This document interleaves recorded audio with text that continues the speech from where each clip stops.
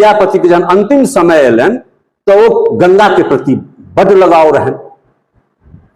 एकटा हिनके विद्यापति के रहे, एकटा गायक भूपेन हजारिका, वो गंगा तुमी, वो दूटा गीत के हम अपन किताब में तुलनात्मक केने छी।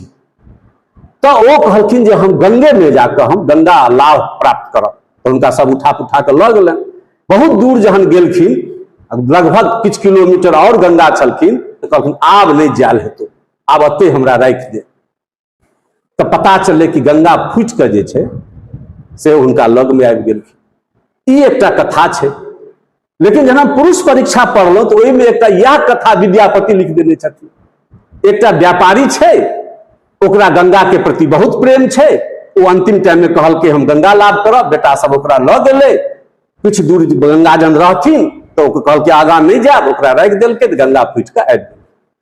अब कहियो जे कथा विद्यापति स्वयं लिखने छथिन वह कथा के बादक लोग सब हुनके पर चेप दे।